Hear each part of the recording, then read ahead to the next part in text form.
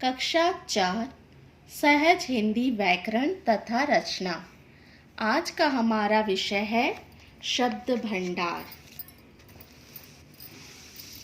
शब्द भंडार में सबसे पहले हम पढ़ेंगे पर्यायवाची शब्द, पेज नंबर 69।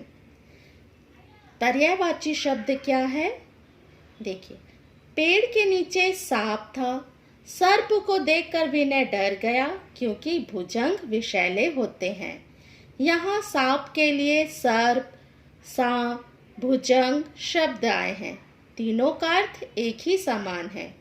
हम एक ही प्राणी या वस्तु को कई नामों से बुला सकते हैं, इससे उनके अर्थ में कोई परिवर्तन नहीं आता।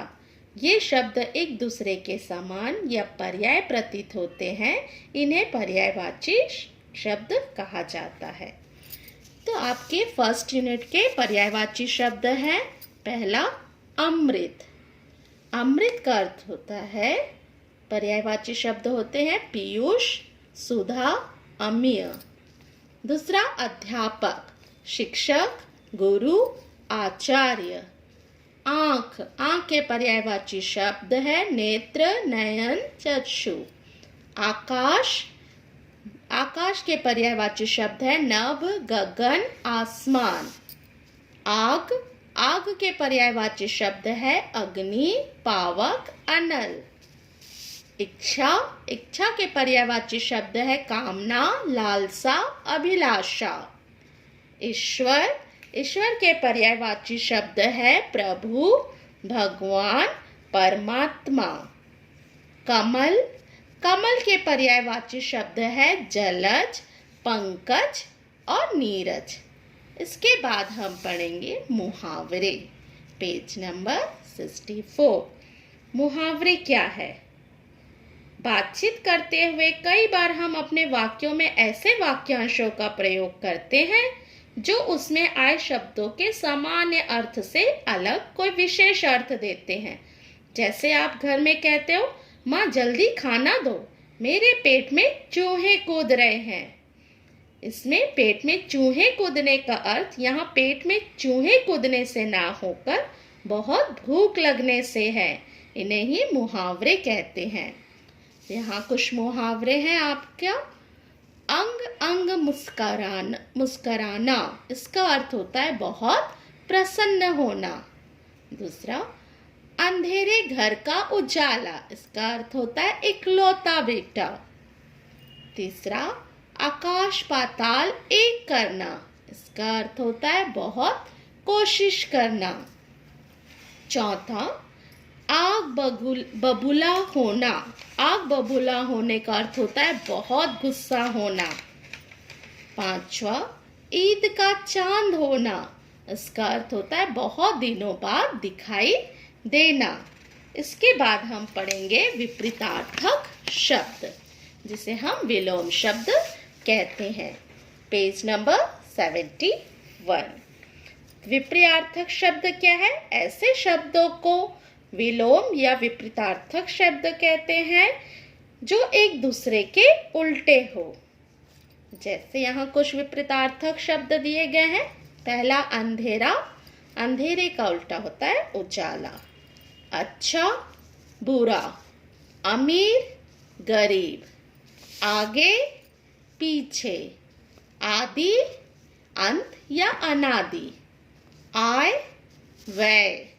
आशा, निराशा। उचित, अनुचित। एक, अनेक। कम, ज्यादा। कुशल, अकुशल। कोमल, कठोर। इसके बाद हम पढ़ेंगे कुछ वाक्यांशों के लिए एक शब्द, पेज नंबर 74। वाक्यांशों के लिए एक शब्द, इसका प्रयोग हम भाषा को प्रभावशाली बनाने के लिए करते हैं। इससे भाषा सुंदर और प्रभावशाली हो जाती है। पहला है जिसका अंत ना हो, क्या कहा जाता है उसे? अनंत। जो कभी ना मरे, अमर। जिसका मूल्य ना आका जा सके, अमूल्य। जिसके आने की तिथि ना हो, अतिथि। जिसकी सीमा ना हो, असीम। जिसके समान कोई ना हो, अनुपम।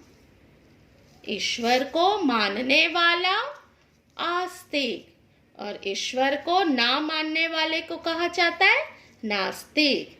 इसके बाद हम पढ़ेंगे अशुद्धि शोधन। पेज नंबर है आपका 80। अशुद्धि शोधन। अशुद्धि शोधन में बहुत से ऐसे शब्द होते हैं जिनका हम गलत उच्चारण करते हैं और गलत उच्चारण के कारण हम उसे लिखते भी गलत है। तो उच्चारण और लिखना दोनों में जब तक सामंजस्य नहीं स्थापित किया जा सकेगा तब तक आप सही हिंदी नहीं लिख पाएंगे। तो आपका उच्चारण और लिखित में ध्यान हो। यहाँ है अमृत। अमृत को हम हमेशा अमृत करके लिखते हैं, जबकि उसका सही उच्चारण होता है अमृत। उसी तरह अध्यापक, अध्यापक नहीं अध्यापक।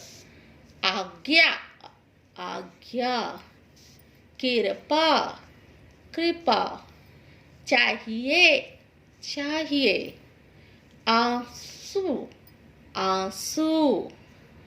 उज्ज्वल, उज्ज्वल। स्वास्थ्य, स्वास्थ्य।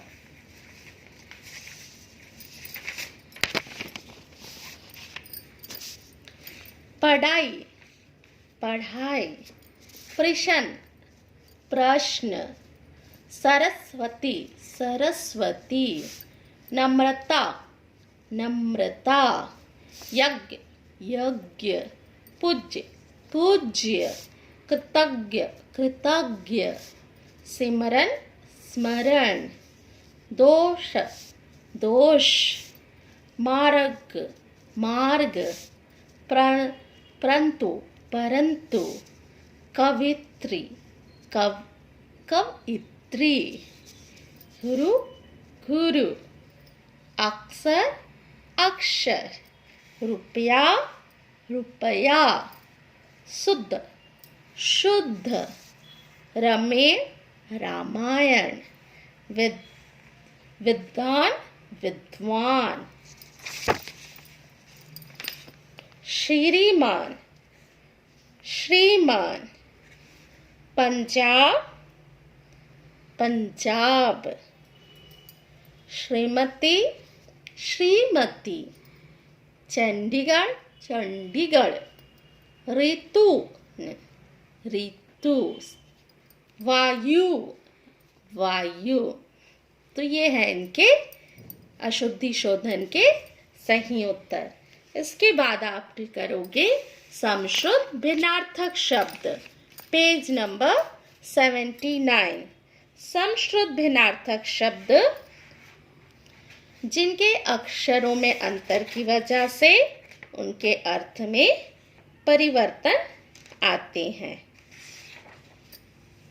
कुछ शब्द सुनने में एक समान लगते हैं परंतु उनके अर्थ जो होते हैं वो अलग होते हैं। जैसे नीर, नीर का अर्थ होता है पानी, पानी। नीड़, नीड़ का अर्थ होता है घोंसला। ये शब्द सुनने में एक समान है पर इनके अर्थ अलग है।